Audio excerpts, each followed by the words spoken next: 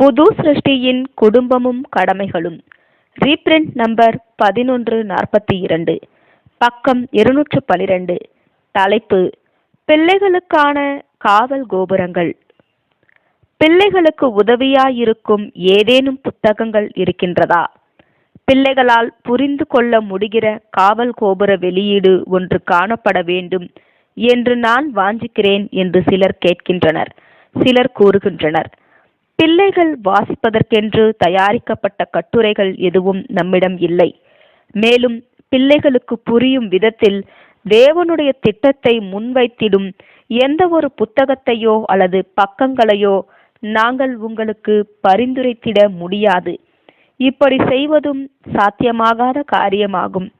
பிள்ளைகளுடைய மனங்களானது தவறான அபிப்பிராயங்கள் அற்றதும் சத்தியத்திற்கு விசேஷமாய் இணங்குகின்றதாய் இருப்பினும் இன்னும் அவர்கள் இயேசுவையும் அவரது அன்பையும் அவரது மீட்பின் வேலையையும் திரும்ப கொடுத்தலின் வேலையையும் குறித்த அருமையான கதையை விரும்பி உள்வாங்கிக் கொள்கிறவர்களாய் இருப்பினும், எனினும் பிள்ளைகளுக்கு தனிப்பட்ட போதித்தல்களும் ஜீவனுள்ள முன்மாதிரியும் அவசியமாய் இருக்கின்றது.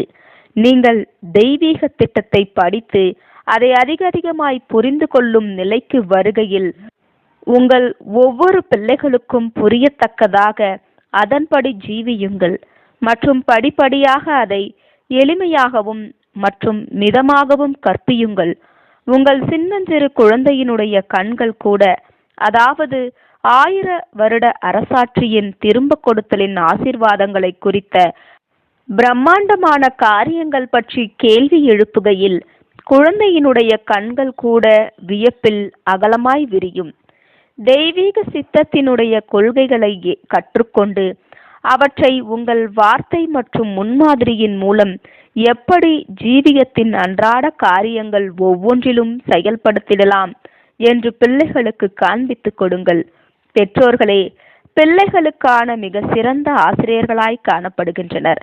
மேலும் மத சம்பந்தமான பயிற்சி அளிக்கப்படத்தக்கதாக பிள்ளைகளை ஞாயிறு பள்ளியினிடத்தில் ஒப்பு கொடுப்பது என்பது மிகவும் தவறாக புரிந்து கொள்ளப்பட்ட கருத்தாகும். இந்த ஞாயிறு பள்ளிகளில் பிள்ளைகள் உண்மையில் கொஞ்சமே நன்மை அடைகின்றனர். மாறாக பெருமையையும் விளம்பரமாகிடுவதற்கான விருப்பத்தையும் தோற்றுவிப்பதற்கும் வளர்த்துவதற்கும் தான் மிக அதிகமாய் ஏதுவாகுகின்றனர். குழந்தைகளுக்கான சில புத்தகங்களும் கட்டுரைகளும் இருக்கின்றன. மேலும் அவை கவனமாய் தேர்ந்தெடுக்கப்பட்டால் ஒழுக்கம் வளர்த்துவதற்கு உதவியாய் காணப்படலாம். பொதுவாகவே வாசிப்பதற்கான விருப்பம் உருவாகுவது வரையிலும் பிரயோஜனமான உபயோகமான புத்தகங்களை பிள்ளைகளால் புரிந்து கொள்ள முடியாது எனும் அனுமானத்தினால் நலமானதையும் ஆரோக்கியமானதையும் தவிர்த்த நிலையில் எளிமையான புத்தகங்களானது பிள்ளைகளுடைய கரங்களில் கொடுக்கப்படுகிறது. அவர்களால் நன்கு படித்து வாசிக்க முடிகிற போது அவர்கள் பிரயோஜனமான வாசிப்பதற்கு தகுதியான புத்தகங்களை புரிந்து கொள்ள முடிகின்றவர்களாய் இருப்பார்கள். ஆகையால் பெற்றோர்கள் தங்கள் பிள்ளைகளுக்கு பலத்தின் கோபுரங்களாகவும் ஒழுக்கம் மற்றும் தேவன் பற்றி கற்றுக் கொடுக்கும் விஷயத்தில் பிள்ளைகளுக்கு ஆசிரியர்களாகவும் இருப்பார்களாக. மேலும் தேவனும் உங்களது உண்மையான பிரயாசங்களுக்கு தமது ஆசீர்வாதத்தினை அருளுவார். உங்கள் பிள்ளைகள் மாத்திரம் ஆசீர்வதிக்கப்படாமல் நீங்களும் கூட இவ்விஷயத்தில் உள்ள உண்மையின் நிமித்தமும் ஆசீர்வதிக்கப்படுவீர்கள். உங்கள் பிள்ளையினிடத்தில் நீங்கள் பெற்றிருக்கின்றதும் அவர்களை தேவ வசனத்தின் ஆவிக்கு இசைவாக உபதேசத்திலும் நடைமுறையிலும் பயிற்றுவிப்பதுமாகிய பொறுப்புகளை ஒரு ஞாயிறு பள்ளி ஆசிரியர் மீதோ அல்லது வேறு யார் மீதோ நீங்கள் மாற்றிவிட முடியாது. நீங்கள் உலகத்திற்குள்ளாய் பிள்ளைகளை கொண்டு வந்திருக்கிறீர்களானால் அவர்கள் பகுத்தறிவின் வயதை அடைவது வரையிலும் தேவன் முன்னிலையில் அவர்கள் விஷயத்தில் நீங்கள் கடமை ஒன்றினை பெற்றிருக்கின்றீர்கள். பெரியவர்களாகிய மற்றவர்களுக்கு சத்தியத்தை போதிக்கும் மற்றும் பிரசங்கிக்கும் மகிமையான மற்றும் முக்கியமான வேலையில் பங்கெடுப்பதற்காக கூட மேற்கூறிய கடமையானது ஒதுக்கி வைக்கப்படக்கூடாது. சமீபத்தில் ஒரு சகோதரன் பின்வருமாறு கவலையுடன் தெரிவித்ததாவது: யுகங்களுக்கு அடுத்த தேவனுடைய திட்டம் குறித்த சத்தியத்தினை கண்டு கொள்ளுவதற்கு முன்னதாக அவர் தனது ஞாயிற்றுக்கிழமை சபை வேலைகளிலும் YMCA வேலைகளிலும் காலை முதல் இரவு வரை செலவிடுவாராம். மற்ற வேலைகள் அனைத்தையும் விட முதலாவதாக தன்னால் நிறைவேற்றப்பட வேண்டிய கடமையாகிய தன் சொந்த குடும்பத்தின் ஆவிக்குரிய காரியங்களை பார்த்து கொள்ளும் காரியத்திற்கு எவ்விதமான கவனமும் காட்டாமல் இருந்தாராம். இதில் மற்றவர்களைப் போல இவரும் தவறான இறையியல் கோட்பாடுகளினால் தவறாய் வழிநடத்தப்பட்டிருந்திருக்கிறார். அதாவது நித்திய சித்திரவதையினின்று ஆத்துமாக்களை காத்து கொள்ளும்படிக்கு தேவன் தன்னை அனுப்பியுள்ளார் எனும் தவறான கருத்தினால் வழிநடத்தப்பட்டிருந்திருக்கிறார். இப்பொழுதும் வைராக்கியத்துடன் காணப்படும் இச்சகோதரன் தவறான அபிப்பிராயங்கள் ஏதும் இல்லாமல் தேவ வசனத்தின் மீது பண்ணின ஆராய்ச்சியின் விளைவாய் பெற்றுக்கொண்ட தெளிந்த மனதின் ஆவியினால் மிகவும் சரியாய் வழிகாட்டப்பட்டுள்ளார். இப்பொழுது கிறிஸ்துவின் மரணமானது அனைவரையும் மரணத்திலிருந்து மீட்டுள்ளது என்பதையும் தேவனுடைய ஏற்ற காலத்தில் 1000 வருட யுகத்தில் சாபங்களை அகற்ற தம் ஆசீர்வாதங்கள் தன்னை புரண்டோட பண்ண வருகின்றார் என்பதையும் அச்சகோதரன் காண்கிறார். கிறிஸ்துவை கண்டுகொண்டு அவரது தயவுகளை சுவைத்துள்ள தான் இந்த நற்செய்திகளை கேட்கும் செவிகள் உடையவருக்கு தன் சொந்த வீட்டாருக்கு முதலாவதாக சொல்லும் ஸ்லாக்கியம் தனக்கு இப்பொழுது இருக்கின்றது என்று அச்சகோதரனால் காண முடிந்தது. மேலும் நற்செய்திக்கு கேட்கும் செவிகள் பெற்றிராதவர்களை பொறுத்தமட்டில் இவர்களுக்காய் தான் துக்கப்பட வேண்டியதில்லை.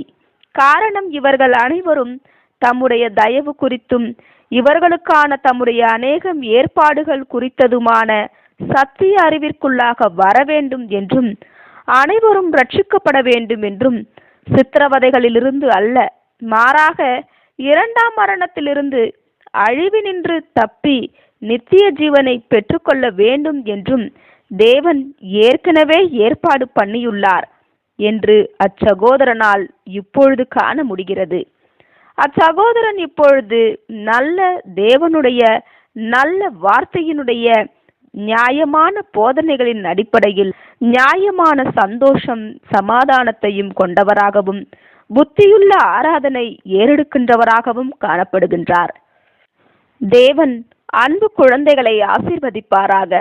அர்ப்பணம் பண்ணியுள்ள பெற்றோர்களானவர்கள் தேவனால் போதிக்கப்பட்டவர்களாகவும் பக்குவமாக்கப்பட்டவர்களாகவும் காணப்படுவார்களாக. பிள்ளைகள் பகுத்தறிவின் வயதை அடைவது வரையிலும் தங்கள் பிள்ளைகளின் மீது நீதியான அன்பினால் ஏவப்பட்ட அதிகாரம் கொண்டிருப்பார்களாக. பிள்ளைகளுக்கான பலத்தின் கோபுரங்களாக இருப்பார்கள். தங்கள் பிள்ளைகள் தங்கள் வாயிலாக ஆண்டவரின் மாபெரும் வேலையில் பங்கெடுக்கத்தக்கதாக பலமுள்ள இருதயங்களையும் ஆயத்தமான கரங்களையும் அர்ப்பணிக்கப்பட்ட சித்தங்களையும் உடைய இளைஞனாகவும் வாலிப பெண்ணாகவும் வளர்ந்து வருவது வரையிலும் பிள்ளைகளை கர்த்தருக்கேற்ற சிற்றையிலும் போதனையிலும் வளர்ப்பார்களாக.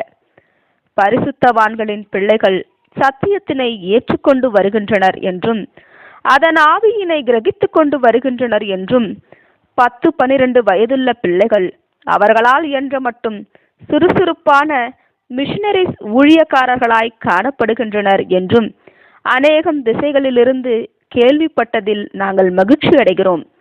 வேறு ஒரு காவல் கோபுர கட்டுரையில் எவ்விதங்களில் பிள்ளைகள் அறுவடை வேலையை பண்ணிடலாம் என்பதற்கான யோசனைகளை நீங்கள் காணலாம். இப்படியாக பிள்ளைகள் மூலம் பதிலாள்கள் மூலம் நேரமில்லாத தாய்மார்கள் சில அறுவடை பணிகளையும் பண்ணிடலாம். இப்படிக்கு திருமதி C.T. ரசல். ஆமேன்.